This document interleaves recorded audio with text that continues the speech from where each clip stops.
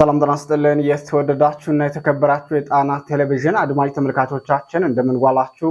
ከጣና ቴሌቪዥን የካቲት 17 ቀን 2018 ዓ.ም የምሽት ጣና ዜናችን ተጀምሯል። ዜናዎቹን እየመራ አማራ ሰፋ አብሬያችሁ ቆያለሁ። በቅድሚያም አርዕስተ ዜናዎቹን እናስቀድማለን። የአማራ ፋኖ ብርቱ ተጋድሎ ዛሬም ተጠናክሮ ቀጥሏል። ሙሉ ዞኑን ለፋኖ ያስረከበው የደቡብ ጎንደር ዞን ብአዴን ብልጽግና ካድሬ ብቸኛ ነጻ ቀጠና በሆነችው ደብረታቦር ከተማ ዙሪያ የውባንታ ባተ ልጆች ሲያሳድዱት ውለዋል። የደብረታቦር ዙሪያውን ተጋድሎ ሙሉ መረጃ በቀዳሚነት የምትሰሙት ዜናችን ነው። ከወር በፊት እግር ተክያለው ሲል የነበረው ብአዴን እግርህን ሳትነቅልና ስብሰባ ተቀመጥ ተብሎ ዛሬ በባህር ዳር ሲመከሩ ውሏል።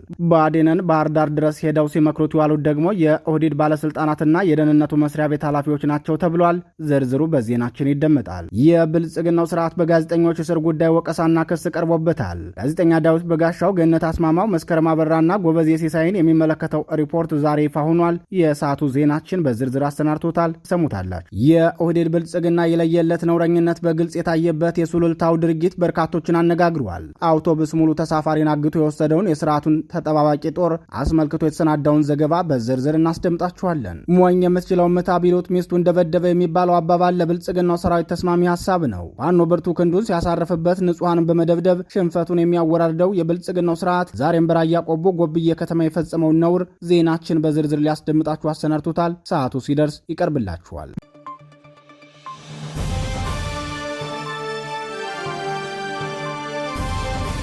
ክቡራትና ክቡራን የጣና ቴሌቪዥን ደጋፊዎች የአማራ ሕዝብን ትግል ማዕከል በማድረግ ውግንናውን ለአማራ ሕዝብ ማዕከላዊ ኮዝ ዘላቂ ጥቅምና የተቆጠሩ ጥያቄዎች ያደረገው ጣና ቴሌቪዥን ትግሉ የገጠመውን የስትራቴጂክ አመራር ክፍተት እንዲሞላ ሕዝባዊ መሰረቱን አስጠብቆ እንዲቀጥል በማድረግና ሚዛናዊ የመረጃ ተደራሽነትን በጥራት በፍጥነትና በታማኝነት እያቀረበ የሚገኘውን የጣና ቴሌቪዥንን ለመደገፍ በርካቶች በምን እንደግፍ የሚል ጥያቄ ስታቀርቡልን መቆየታችሁ ይታወቃል።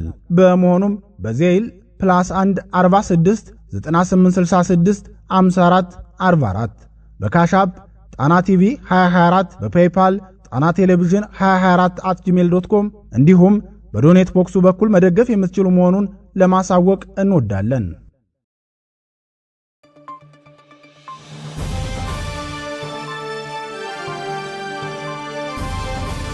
የተወደዳችሁና የተከበራችሁ የጣና ቴሌቪዥን አድማጭ ተመልካቾቻችን እነዚህን እና ሌሎች የግንባርና የትንታኔ ዘገባዎችን ይዘናል። እስከ ዜናዎቻችን ፍጻሜ ድረስ አብራችሁን እንድትቆዩ እየጋበዝን ወደ ዝርዝር ዜናዎቹ እናልፋለን።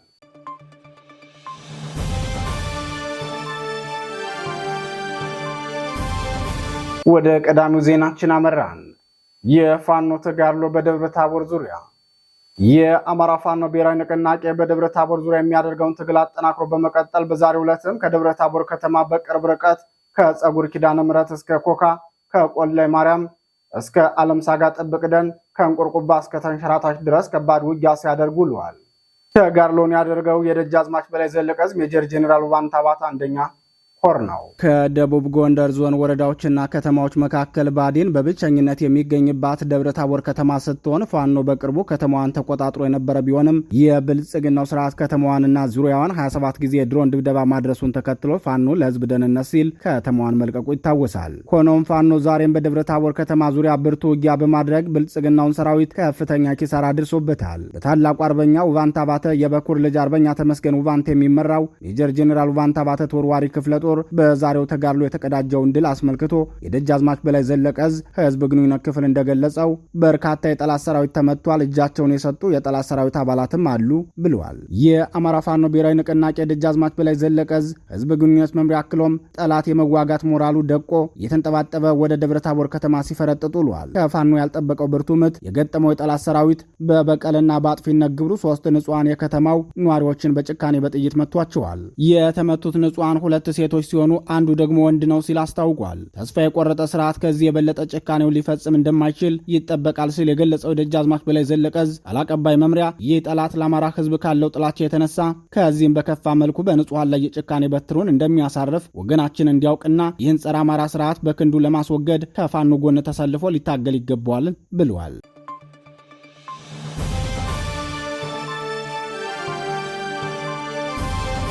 ወደ ተከታዩ ዜናችን እናልፋለን። ባለስልጣናቱ ለዝግ ስብሰባ ተቀመጡ። በአማራ ህዝብ ላይ የከፈተው የዘር ማጥፋት ጦርነት ካሰበው በላይ ከባድ የሆነበት የብልጽግናው ስርዓት አሁን የገጠመውን ከባድ ፈተና ለመወጣት የተመረጡ አመራሮቹን በባህር ዳር ዝግ ስብሰባ ማስቀመጡን ምንጮቻችን አረጋግጠዋል። የስብሰባው ዓላማ ይፋ ባይደረግም ከሰሞኑ ተደጋጋሚ የፋኖ ድል ጋር የተያዘ ሳይሆን አይቀርም ሲሉ ምንጮቻችን ተናግረዋል። የብልጽግናው ስርዓት ወደ ፋኖ ትግል አስርጎ ያስገባቸውን ግለሰቦች ተጠቅሞ የአማራን ህዝብ የሉና ትግል ለመጥለፍ ያደረገው ሙከራ ይሳካለት መስሎት የፋኖ ጉዳይ አብቅቶለታል፣ ፋይሉ ተዘግቷል ሲል በማህበራዊ ሚዲያ ሰራዊቱ በኩል ማስነገሩ አይዘነጋም። ይህን ተከትሎ ክልሉን ያለ ጫና ማስተዳደር የሚያስችል አቅም ገንብቻለሁ፣ አስተማማኝ ሰላም ማስፈን የሚያስችል የጸጥታ መዋቅር ዘርግቻለሁ፣ የፖለቲካ መዋቅሩን እግር ተክያለሁ ብሎ ይፋ አድርጎ ነበር። ሆኖም ብልጽግናው በዚህ ወቅት ከፋኖ የገጠመው ምት ያላሰበውና ያልጠበቀው ከመሆኑም ባለፈ በአንድ ወር ባልሞላ ጊዜ ውስጥ 25 ወረዳዎችን በፋኖ ተቀምጧል። ብልጽግናው በባህር ዳር የጠራው ዝግ ስብሰባም በዚህ ወቅት ምን አይነት ስህተት ተሰርቶ ነው ጽንፈኛው እግር የተከለው የሚል ሐሳብ በክልሉ ርዕሰ መስተዳድር በተመራ የጥቂት ሹሞች ስብሰባ ላይ ተነስቶ ነበር።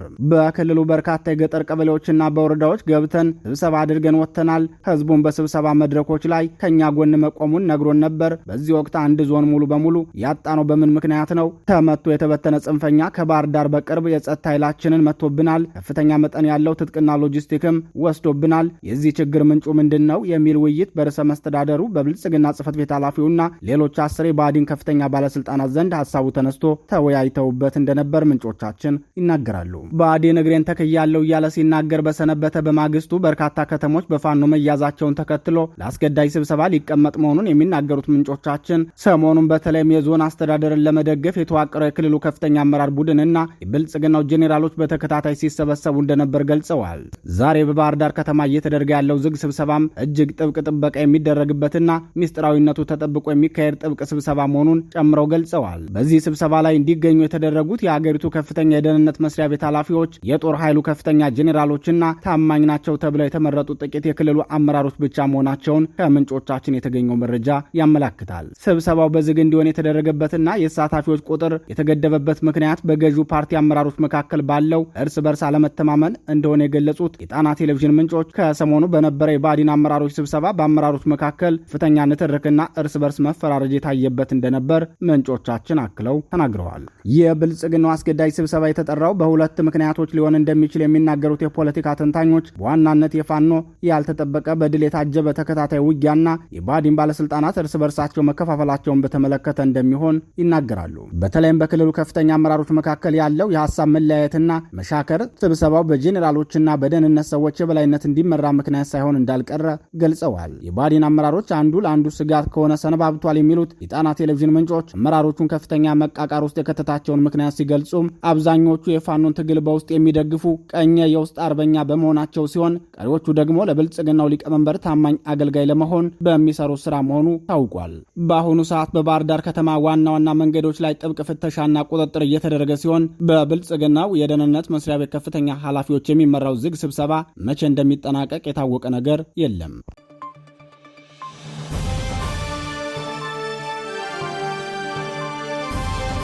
ዜናዎቻችን ቀጥለዋል። በጋዜጠኞቹ ስር ብልጽግና ተጨማሪ ወቀሳ ቀረበበት። የብልጽግናው ስርዓት በግፍ ያሰራቸው የአማራ ጋዜጠኞች ዳዊት በጋሻው፣ ገነት አስማማው፣ ጎበዜ ሲሳይና መስከረም አበራም በተመለከተ ፍትሐዊና ግልጽ የሆነ ፍርድ እንዲያሰፍን ተጠየቀ።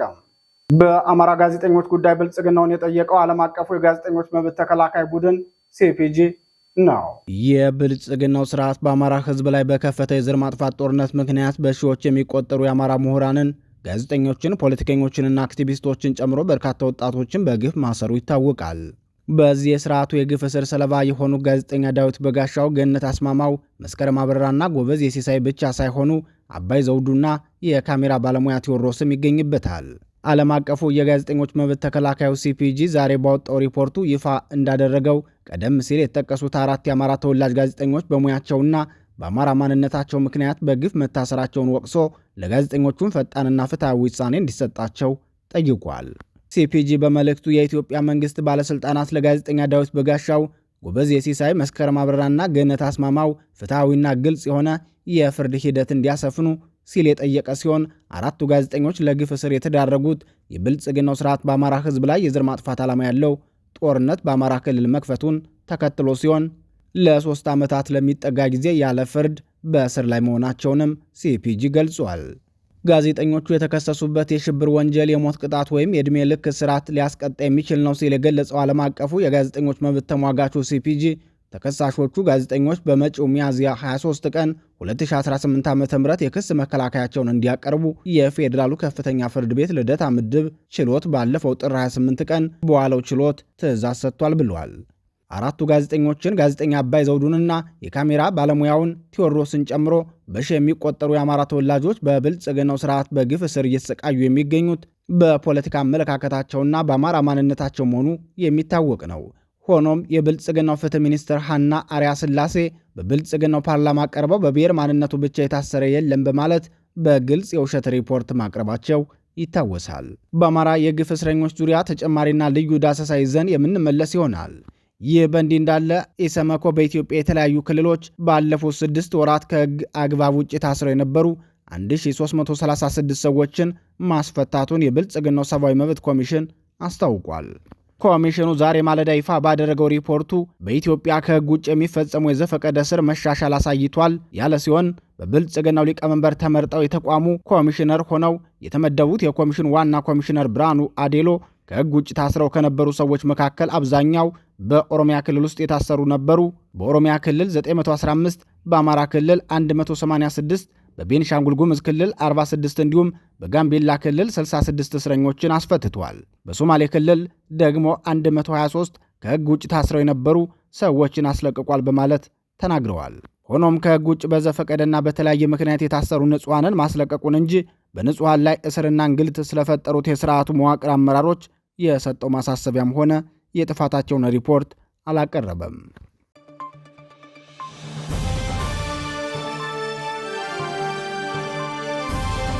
ክቡራትና ክቡራን የጣና ቴሌቪዥን አድማጭ ተመልካቾቻችን የካቲት 17 ቀን 2018 ዓ.ም የምሽት ጣና ዜናችን አሁንም እንደቀጠለ ነው። አውቶቡስ ሙሉ ተሳፋሪዎች ታፍነው ተወሰዱ። የአማራ ተወላጆች በተደጋጋሚ የሚገደሉበት ኦሮሚያ ክልል ዛሬም ሌላ አሳዛኝ ወንጀል መፈጸሙን ምንጮቻችን ገልጸዋል። በክልሉ መዋቅራዊ መር የሆነ እገታና ግድያ ከሚፈጸምባቸው ስፍራዎች አንዱ በሆነው ከጓጽዮን ፍቼ እስከ ሱሉልታ ያለው የአዲስ አበባ መግቢያ በር ላይ ዛሬ በገብረ ጉራቻና በፍቼ ማዕከል ደገም ተብሎ በሚጠራው አካባቢ አሰቃቂ ግድያና የጅምላ አፈና መፈጸሙን የጣና ቴሌቪዥን ምንጮች ገልጸዋል። በዚህ ቀጠና የተፈጸመውን ወንጀል በተመለከተ የዓይን እማኞች ሲናገሩ አዳራቸውን ደጀን አድርገው በጠዋት ወደ አዲስ አበባ እየተጓዙ የነበሩ ተሽከርካሪዎች ላይ በታጣቂዎች በተፈጸመ ጥቃት ንጹሐን ተገድለው ገና ደማቸው ሳይደርቅ ከቀትር በኋላ ደግሞ መነሻው ከባህር ዳር የነበረ አንድ ሙሉ አውቶቡስ ተሳፋሪዎች በዚሁ ስፍራ ታፍነው ተወስደዋል ሲሉ ተናግረዋል። የአካባቢው ነዋሪዎች አክለውን በዛሬው ዕለት ጠዋት ከገብረ ጉራቻ ወደ ፊቼ በሚወስደው መንገድ ኢስት ሴሜንት ደገም አካባቢ በደረሰ አሰቃቂ ጥቃት 4 ንጹሐን ተሳፋሪዎች በግፍ ሲገደሉ ሌሎች 5 ሰዎች ደግሞ ከባድና ቀላል የመቁሰል አደጋ ደርሶባቸዋል ብለዋል። እንደ ምንጮቻችን ገለጻ ተሳፋሪዎቹ እየተጓዙ በነበረበት ወቅት በታጠቁ ኃይሎች በተከፈተባቸው ተኩስ ሕይወታቸው ያለፈ ሲሆን የታጣቂዎች ዓላማ በግልጽ ባይታወቅም በክልሉ መንግሥት ሁለንተናዊ ድጋፍና ከላይ የሚሰጠው ቡድን የፈጸመው ነው ሲሉ ይናገራሉ። ይህ አካባቢ በተደጋጋሚ የንጹሐን ደም የሚፈስበት ቀጠና መሆኑ የብዙዎችን ስጋት እያባባሰው የሚገኝ ሲሆን በተለይም በወረዳው የሚኖሩ የአማራ ተወላጆች ላይ ኢላማ ያደረገ ተከታታይነት ያለው ጥቃት እየተፈጸመ መሆኑን በተደጋጋሚ መዘገባችን አይዘነጋም። ዛሬ ደግሞ በተሳፋሪዎች ላይ ባነጣጠረው ጥቃት የጠዋቱ ግድያ በተፈጸመ በአጭር ሰዓታት ልዩነት እኩለ ቀን ላይ ሌላ የተቀነባበረ ጥቃት ተፈጽሟል። አንድ ሙሉ አውቶቡስ ተሳፋሪ በወንበዴዎች ታፍነው መወሰዳቸው የተገለጸ ሲሆን አሽከርካሪው እና ረዳቱም የጥቃቱ ሰለባ መሆናቸው ተገልጿል። አውቶቡስ ውስጥ የነበሩት ተሳፋሪዎች በሙሉ ወዳልታወቀ ቦታ የተወሰዱ ሲሆን አሁን በምን ሁኔታ ላይ እንደሚገኙ የሚታወቅ ነገር የለም። የጣና ቴሌቪዥን ምንጮች ስለ ሁኔታው ሲገልጹ አፈናው የተፈጸመበት ቦታ በመንግስት የጸጥታ ኃይሎች ቁጥጥር ስር የሚገኝ ቢሆንም ታጣቂዎቹ ግን በነጻነት አፈናውን ፈጽመው ለመሰወር መቻላቸው ከዚህ በፊት ይፈጸም የነበረውን የተቀናጀ ጥቃት የሚጠቁም ነው ብለዋል። ይህን ተከትሎ አስተያየታቸው ለጣና ቴሌቪዥን የሰጡትና ስማቸው እንዳይገለጽ ያሳሰቡት አንድ የአካባቢው ኗሪ ንጹሐንን የመጠበቅ ኃላፊነት ያለባቸው አካላት ራሳቸው በጥቃቱ ላይ እጃቸው አለበት የሚለው ክስ በአካባቢው ያለውን የመንግስት አማኒነት ክፉኛ እየተፈታተነው ይገኛል። አፈናው የተፈጸመው በወንበዴዎቹን በጸጥታ ኃይሎች፣ ውጤቱ ግን የንጹሐን ስቃይና ሞት ሆኖ ቀጥሏል ብለዋል። አስተያየት ሰጪው አክለውም በዚህ መጠን በተደጋጋሚ ተመሳሳይ ወንጀል ሲፈጸም በመንግስት በኩል የተሰጠው ምላሽ ሆነ ቀጣይ ችግሩ እንዳይፈጠር የተወሰደ እርምጃ አለመኖሩን ስትመለከት ከወንጀሉ ጀርባ መንግስት የሚያስፈጽመው የፖለቲካ ፍላጎት እንዳለ አመላካች ነው ሲሉ ተናግረዋል።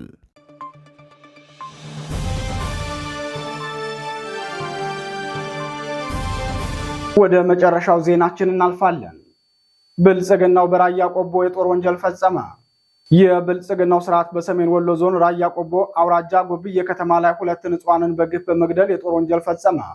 የብልጽግናው ሰራዊት በግፍ የገደላቸው 2ቱም ንጹሃን ምንም አይነት የጦር መሳሪያ ያልታጠቁ ግለሰቦች መሆናቸውን የአካባቢው ነዋሪዎች ተናግረዋል። የስርዓቱ ወታደሮች የጦር ወንጀሉን ሲፈጽሙ የተመለከቱ የጎብዬ ከተማ ነዋሪዎች ለጣና ቴሌቪዥን እንደገለጹት ሟቾቹ በእጃቸው ምንም የጦር መሳሪያ የያዙ አልነበሩም። ከገጠር እንደመጡ ሰምተናል። የተገደሉት በግፍ መሆኑንም በሚገባ ያስታውቃል ብለዋል። ሟቾቹ ለጉልበት ስራ ከገጠር የመጡ ወጣቶች እንደነበሩና ሆኖም በክልሉ የተከፈተውን የዘር ማጥፋት ጦርነት ተከትሎ ስራ ማግኘት ባለመቻላቸው ከዘመድ ቤት ተጠግተው ሲኖሩ የነበሩ ወጣቶች መሆናቸውን የሚናገሩት የከተማዋ ነዋሪዎች ከዚህ በፊትም በተመሳሳይ በርካታ ወጣቶች ተገድለዋል።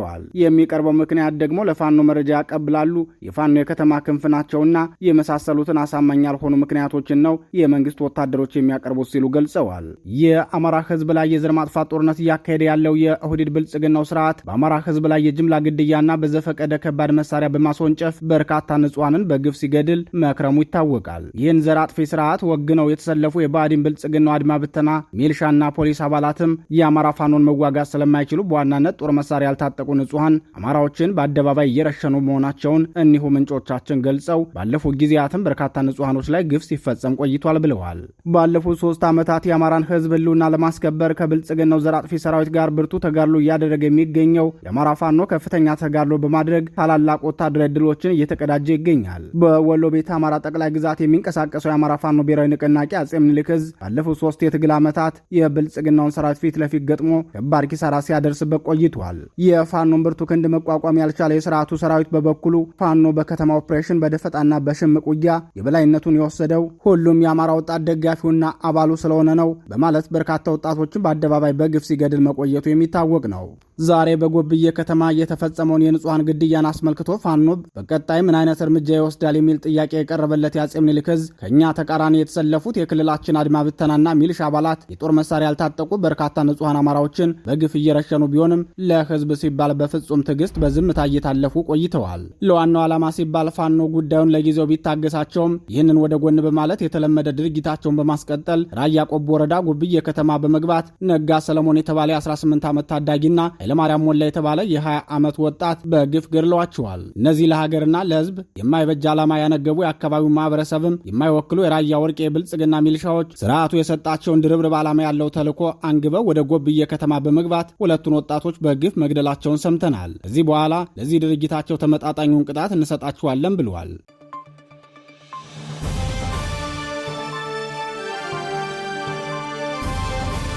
ክቡራትና ክቡራን የጣና ቴሌቪዥን ደጋፊዎች የአማራ ህዝብን ትግል ማዕከል በማድረግ ውግንናውን ለአማራ ህዝብ ማዕከላዊ ኮዝ ዘላቂ ጥቅምና የተቆጠሩ ጥያቄዎች ያደረገው ጣና ቴሌቪዥን ትግሉ የገጠመውን የስትራቴጂክ አመራር ክፍተት እንዲሞላ ህዝባዊ መሰረቱን አስጠብቆ እንዲቀጥል በማድረግና ሚዛናዊ የመረጃ ተደራሽነትን በጥራት በፍጥነትና በታማኝነት እያቀረበ የሚገኘውን የጣና ቴሌቪዥንን ለመደገፍ በርካቶች በምን እንደግፍ የሚል ጥያቄ ስታቀርቡልን መቆየታችሁ ይታወቃል።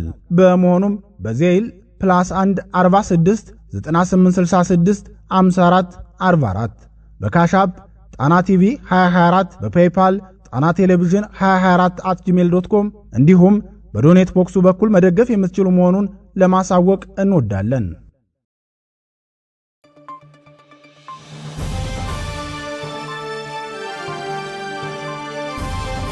ክቡራትና ክቡራን የጣና ቴሌቪዥን አድማጭ ተመልካቾቻችን የየካቲት 17 ቀን 2018 ዓ.ም የምሽት ጣና ዜናችን የተከታተላችሁትን ይመስል ነበር። ዜናዎቹን እየመራው አማራ ሰፋ አብሬያችሁ ቆየው። የጣና ቴሌቪዥንን የዩቲዩብ ቻናል በቋሚነት ሰብስክራይብ በማድረግ ወዳጅ እንድትሆኑ እንጠይቃለን። ጤና ይስጥልን።